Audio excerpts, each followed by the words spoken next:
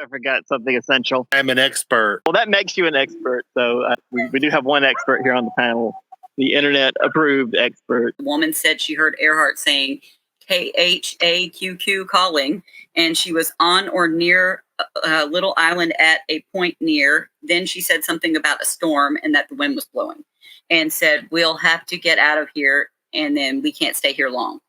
And that's what, now, you know that just some random woman in Ashland, Kentucky is not making up some of these things. You know what I mean? I don't have a globe in front of me, but I'm pretty sure Kentucky is pretty much on the opposite side of the world. Mm-hmm. Are you kidding? And she should have, because she could have put that Marvel character on the nose of the aircraft and gotten a sponsorship from Marvel. A Marvel character who would be created for another 30 years, I guess. Maybe it wasn't Amelia Earhart in the plane, but it was actually Elektra, the Marvel character. Oh, it was Kool-Aid Man. Maybe Amelia Earhart and Kool-Aid Man are the same person. And then later she died of diabetes. Yeah, but yours seems a little more plausible than what? I found Amelia Earhart's U-Haul.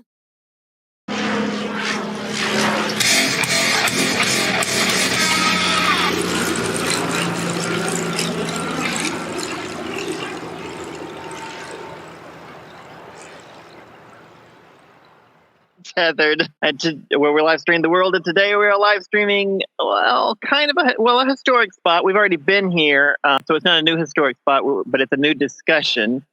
Today we are mainly focusing on the discussion of Amelia Earhart here in Saipan, which is a popular topic here on the island, one we ran into several times already, and we want to chat about it. And I mean, we all have our biases, so I think we'll probably come out with those first. But I'm Wesley Green. I'm Scott B. Smith. I'm Erica Baker. All right. And so we're all going to chat about this. First off, I think we should say none of us are historians. Maybe if Russ tunes in today, he can chime in from his perspective. He's a history teacher. But none of us are historians. None of us are forensic analysts.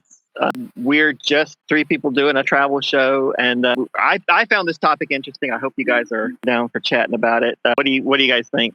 I did my own research online. Yeah, you said you were just going to go on Wikipedia. I am an expert. Well, that makes you an expert. So we do have one expert here on the panel, the internet-approved expert. He's howling at me. Hi. You look so friendly. Anyway. Is Amelia Earhart howling at you? Yes, Amelia Earhart is in the background. Please tell her that cat calls are no longer appreciated in our society today. It's degrading. It's degrading. Amelia Earhart, you wild. Amelia Earhart, you buck wild. I'm going to go ahead and put out another bias I have, which is that I'm not that interested in Amelia Earhart. I'm interested in argumentation and the way things get, like the way facts get presented and how emotions affect people and stories rather than data. And so that's my interest. I was like, no, there aren't. You didn't present anything. It was only a 20-minute show, but I was like, you had some time to present something and you didn't present anything. It was all theory. It was like, some people think she went down here. They don't have any evidence. And other people think she went down here. They don't have any evidence of that either. Rest in peace, Leonard Nimoy. Yeah. Well, I thought you were going to say Amelia Earhart. Well, her too, I guess. Evidence. Like, there's mountains of speculation.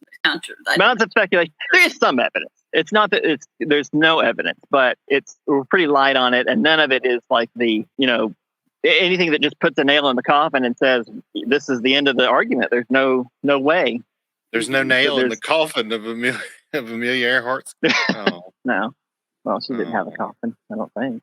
Well, we don't know, do we? We don't know. So I was like, I need some little snippets.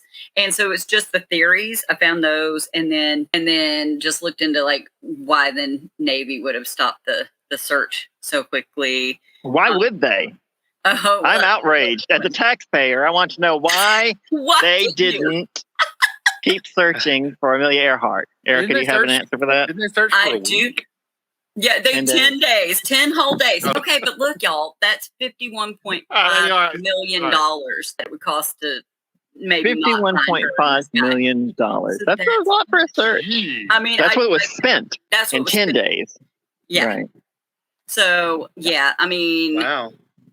that's a great effort, honestly, considering they'll just leave my broke butt out in the middle of nowhere and they'll be like, "Yep, she died." I could be like talking to them on the phone and be like, "No, she's gone." She's gone. Can't help her.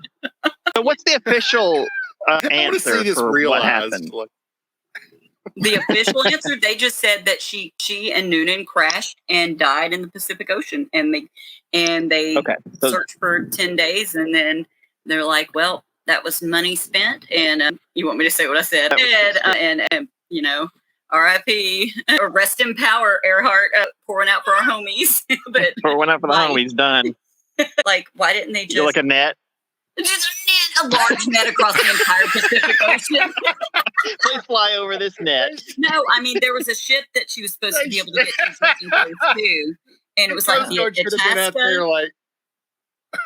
Like they didn't have anything in between New Guinea and anything. Like they couldn't have ships out there. Yeah, I'm not eager to go into that all of the details, but she was going, her around the world trip was stop to stop to stop, and she was going between Papua New Guinea and Hawaii, and she had one stop in the Howland Island. Mm-hmm. Howland Island. Yeah. Okay, that's where she was headed for. It's like, you know. Well, I'm glad you said that, because we now need to get into the eyewitness testimony thing. Yes, Scott. KHAQQ was the call sign she was using for her plane, which I think was its name was actually the Electra. Yeah, but yeah. KHAQQ was the call letters she was using on the radio when she was communicating with. Well, convenient. Also, she was broadcasting on a wavelength that is reserved by FCC regulation for air. Was at the time reserved. Yeah, there by were only two things for her. There was 2 channels or whatever for her. Yeah. Yeah, and they were at the time at least reserved for FCC by the FCC for aviation communication only, which means ye old radio in somebody's house is not going to pick that up. That's what the FCC. That's what the FCC does, folks. Is it keeps our airwaves clear from. It could not be more on the opposite side of the planet. That's what I was just about to say. I don't have a globe in front of me, but I'm pretty sure Kentucky is pretty much on the opposite side of the world. Mm-hmm. From where she was in New Guinea and that area. Yeah. Okay. Right. So I know we're all Star Trek fans. I hate to put off anyone who might watch this in the future and not want a Star Trek analogy made. This is like the Star Trek episode where they deal with a problem that they've dealt with every episode for the last 7 series, and then all of a sudden pick up a new solution to it. Like, I've never heard of this before. Usually, all right, to come back to Star Trek, usually when something like crazy improbable happens, they have to discover what, at least within the physics of Star Trek, which are closer to real physics than some other star-based things, but within the physics of Star Trek. Star in the title. Yeah. Space things, Yeah. Let's turn it up. Within the physics of their world, work out. Like, it's not a crazy, weird mystery anymore. Right. It's not a ghost that lives in that candle, Dr. Crusher. It's some kind of plasma-based energy being. Oh my gosh! I mean, I wonder if you did have a transmitter powerful enough that would reach all the way around the world, and maybe those exist. I'm not a radio. What would a lady in Ashland, Kentucky have? She just has to have the receiver. She just has to have the receiver. That's true. I guess. I wonder what the time, how long it would take to get there. Basically, like how long it would take the radio. Split second delay. Really, it would be instantaneous to a human. Yeah. Okay. I mean, radio signals travel at the speed of light. So. And where's Marshall Islands? Because the Marshall Islands are to the west. So if she had veered, right from Howard or Howard or Howland. Howland. Mm-hmm. Okay. If she had veered right while she was headed to Howland, she would have ended up on Gardner Island or in that area.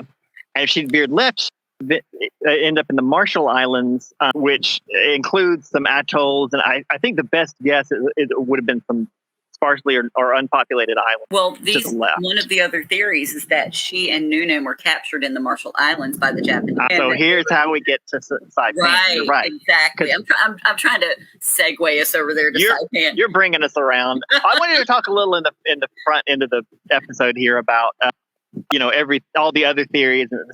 This is one of several, but I got to be honest, those others just don't sound. There's two that are highly viable. She just went down in the middle of the ocean, and the ship sank. The plane sank because it wasn't a ship. Sank so far, it's just never going to be found. It's in the bottom of the ocean. Could be, virtually anywhere. Well, yeah, I mean, it's been 100 years later almost, and there's still planes that crash in the ocean that we can't find. Right? Yeah. It's strange people's thinking when they hear that and they go, oh, they never found it. Like it's not like the Bermuda Triangle. It's such a mystery. It's not a mystery. The ocean is really big, and you can only search small areas at a really time, and it costs a lot of money to do, and really deep. People don't understand geography. That's right. An ocean currents and stuff. No, I mean, right. Sure, this will come up again some point in the future, but people's grasp of numbers, the average person's grasp of numbers is not real good. In fact, you shouldn't say average person. Like human beings just didn't evolve to grasp these big numbers. So whether you're talking about deep time or deep ocean, people don't really get, they think, oh, but when you see it, it'd be right there. No, you wouldn't. And you could search the same spot that she was in for hours or for days and not find her because look at like the Titanic. I mean, they knew roughly where it was. I mean, it's not like it lost radio communication and all that stuff. They were sending out signals and all this kind of stuff, and it still took them decades and decades and decades to find the darn thing, which is a connection to this Amelia Earhart search because David Ballard, who found the Titanic, also conducted a search for a National Geographic special in 2014, 2012, somewhere around there. I read. Look for Amelia Earhart's plane around, I think, Howland Island, and they didn't find anything. Well, so the lady that says that she met her and that she visited her house twice and she ate with them, which is the most detailed account, and what I would consider a primary source, I guess. She said that she was not. I shouldn't say she was not dying from injuries. She says she was injured, but she was ambulatory for about a week. And then at the end of the week, that the lady was told by, she said, a busboy at a local restaurant that the white lady had died. And this was after severe stomach issues. So we're guessing dysentery. They put her in the jail here. I can see that if they thought she was, she's an American spy. There'd been issues with the United States and the Empire of Japan since the late 19th century. So maybe they thought she was a spy and put her here. I believe that. Lore has it that the famous American flyer, Amelia Earhart, was held at this jail after she disappeared on her 1937 round-the-world flight, although there is no conclusive evidence to support this story. A man with ties to Saipan shared information that promotes a theory that Amelia Earhart was brought to the island and held prisoner 80 years ago. Okay, says his uncle Tun Akin Tuho worked at a prison where Amelia Earhart and Fred Noonan were taken prisoner in Saipan. Was captured and executed on Saipan by the Empire of Japan. That the U.S. government military knew it, even found and exhumed her body, and both governments have been lying about it ever since. Dun, dun, dun. According to news files, in 1960, a CBS radio man, Fred Gerner, spoke with at least a dozen reliable witnesses from Saipan who shared that before the war, 2 white people arrived on Saipan, described as flyers or spies, and they were held in the Japanese jail. They said the flyers were tall, and one of them was a woman, and her hair was cut short, and she was wearing men's clothing. Sounds about right for that one, though. But that 1937, the same year Earhart and Noonan were lost. It does seem to all kind of make a little bit of sense to where you could say, okay, I see why people would think that. You know what I mean? Well, I think that this theory has more credibility than it probably gets credited with. It probably doesn't get the credit it's due. And I kind of wanted to spend a little time talking about that because the people who promote the theory tend to be journalists or just people who've made careers out of selling books about Amelia Earhart. And I'm not saying it's highly lucrative. I'm not saying that they are consciously trying to deceive people. But of all the people that are promoting these theories, it doesn't seem like one of them is a historian. But the people that are doing it, a lot of them are journalists. And they have to be influenced by the fact that they want to sell the book. Mm-hmm. So a lot of the way that this is presented is very sensational, very story oriented. Does she have pictures? Right. Did she get an autograph? I mean, what did she get? Some hair clippings? I mean, what is going on with this documentation? What they meant to say, I think, was that she had been interviewed many times. Yes. Right, which is not the same as being well documented. In fact, even an interview conducted by someone who is not a historian can taint the result. We all know you can lead a witness. I don't think that's what's happening, but then you look and you see the lack of stuff in mainstream academia is actually kind of a good sign, because if you hope that the theory gains traction, which a lot of people here on the island I know do, although most people are pretty lax about it. They're not like, it has to happen today, but I mean they believe it's true and they're waiting for evidence. And there may never be. I mean, there may not be a point where. Can you guys see the beach? The whole point of coming down here was to show the beautiful ocean behind me. I can see a little bit of greenery behind you. Good enough. Yeah. So, I mean, I would sort of saying that I believe it definitely happened and she was here, but I don't think there's no evidence. There's enough first person accounts of two white people in 1937 on an island where, I mean, Carlos said it last night. He said, the only white people we had had on the island for a couple of decades at least had been Japanese people. So I was like, yeah. And he's like, you can tell a difference between someone who's Japanese and someone who's European descent. Mm-hmm. But I feel like that happened with Amelia Earhart. Like, it's a valid historical topic, but there's so many cuckoos out there writing books about how she was, she landed on an alien spacecraft, or she's actually just fine and living in New Jersey. That's a real one, by the way. That was one. There's so much of that. I feel like real historians have steered away from it. And while there's not, you might think it's just because there's no evidence, maybe, but there's no evidence in the regular, like if she just went down in the middle of the ocean, she just would have sank, right? So there would be no evidence. So nothing to research. So if you're going to research the crash of Amelia Earhart, I mean, it's just odd that there's no historian out there who's searching these different possibilities. And I think the reason is because you get associated with crackpots. Mm-hmm. Maybe they didn't get transferred off. I don't know.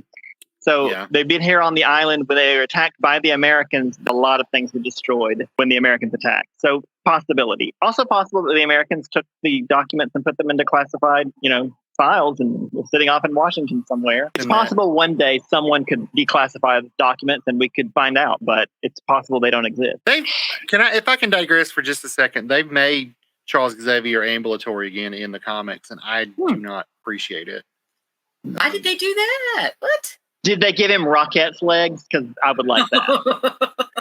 I haven't seen him. I mean, without full pants on, but no, it's he had Rockette's legs. He would show them off.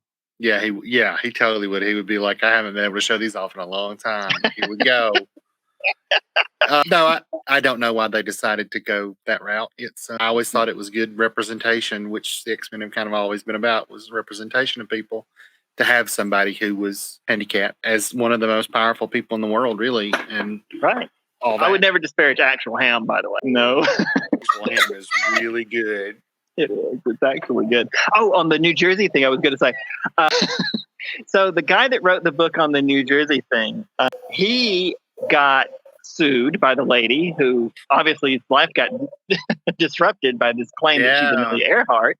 She got sued by him. He had to retract, and the McGraw-Hill had to stop printing the book. Well, I think the first thing is don't fly alone over the South Pacific with shitty radio equipment. Okay, sorry. She had one guy with her. Yeah. Nooner. Good old Nooner. That was a big thing that I learned, that apparently Noonion's first name? Noonian. It was Noonian Soong, yes. Noonian Soong. We need to reassign this guy a name. Earhart hadn't been really trained on it. Like somebody came up and mansplained it to her like 10 minutes before she left, and that was it. Oh. Yeah, like it wasn't hard to deviate from the line that she was supposed to go. Yeah, and get to there. And they had all this stuff set up, but it was just, it seemed like there were issues that were just waiting for a problem to come into play with all those communication stuff that was vital for her to find this tiny speck of land in a giant ocean. Because here's Howland Island, the big, come on now with them. But look where she started, Los Angeles. Starts in Los Angeles, flies across the continental United States, down to South America. She's purposefully flying a route that keeps her as close as possible to the equator, because the world had been flown around before. There was already around the world flight made. I think it was nonstop, but it was done at such a latitude that it was only 15,000 kilometers. Mm-hmm. So she's flying at a latitude that will put her closer to 30,000 kilometers. I think 27. So that she's flying around the fat. She's flying around the fat part of Europe. Yeah. That based on where was that? There we go. See this?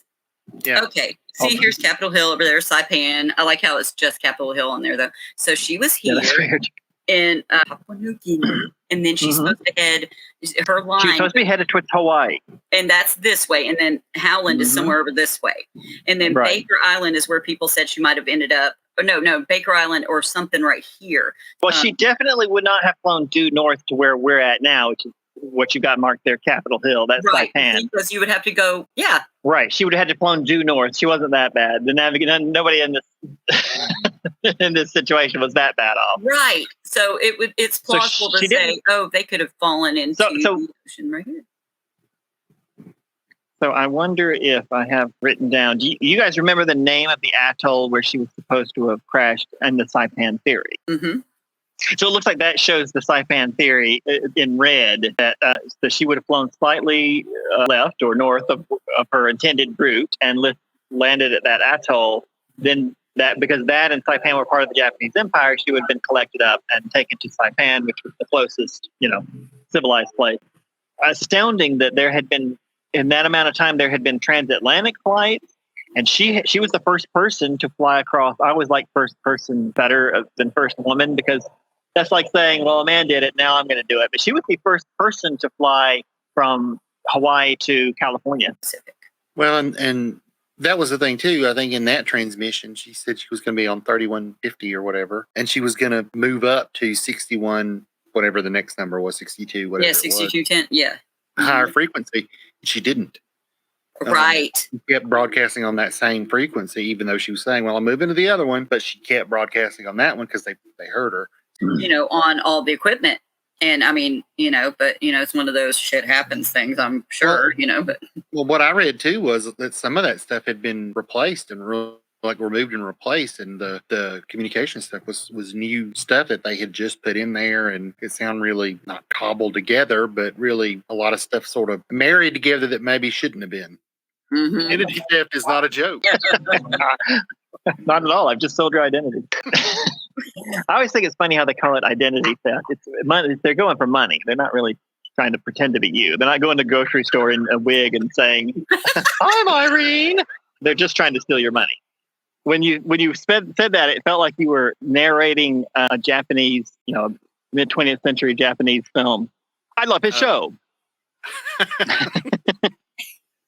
Or anime. It's like the best. The early anime stuff before they kind of got the voice acting down. Yeah. The Speed Racer stuff would be really. The Speed Racer. Yeah, that's exactly what I was thinking of. You're right. Yeah. You're applying for a visa to go to China.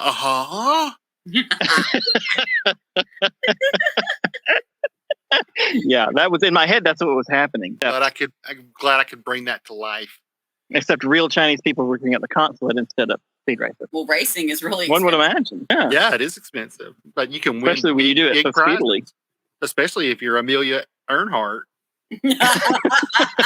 I'm actually going to do some kind of face meld thing tonight with those two. I'm definitely going to do it. But she doesn't mean on the computer. She's going to have a seance and summon the both of them. And then we'll finally know the truth. Amelia Earhart has changed her identity, and Freddie Nooner has changed his identity several times in this one show because no one can remember people remember Buzz Aldrin. It would have looked longer for Buzz Aldrin if he'd been in the ocean. That's all I'm saying. If he'd crashed in the ocean, they'd have been looking more than 10 days. Been out there, you got to find Buzz Aldrin. Right. Want the Ruskies to get a hold of him? How embarrassing. That would be embarrassing. I thought I was. Or you could point at it. The TikTokers love to do those little things where they point at words that pop up. They do like to do that. What? Right. Yeah, they do. Like they're pointing at words as they pop up. They're like, here, point, point, point. It really, I'm like, you stole that from Sesame Street, you turds.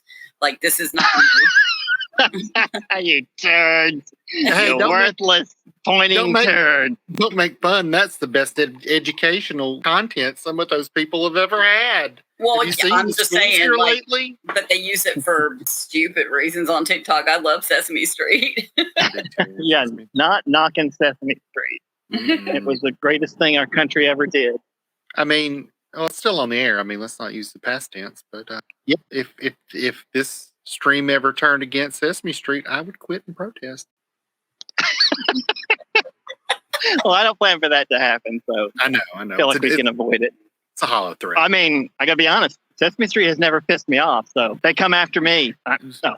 I mean, if that ever happens, I'll be shocked. But yeah, I'll have to reconsider my position if they do. Yeah. Did Wesley just be like, "Don't start nothing, won't be nothing"? To Sesame Street. F around and find out, big bird. There you go, folks. Here's your quote for the day. F around and find out, big bird.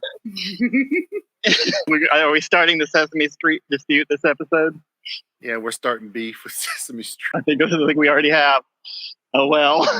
It's on now. Sorry, bird. All right, guys. Thanks again. Thanks to the viewers. See you next time. See you next video. Bye. Bye. Jag är där och de här kommer då det personer som tar över. Jag är med sig kvar med i början. Men jag kan rätta vad det ställer upp igen. Ja, 4. Den är tid. Jag kan råda sätta från. Hemma. Nej, kom det. Ja, jag är där och de här kommer då det personer som tar över. Jag är med sig kvar med i början. Men jag kan rätta vad det ställer upp igen. 5, 4. Den är tid. Jag kan råda sätta från. Hemma. Nej, kom det. Ja,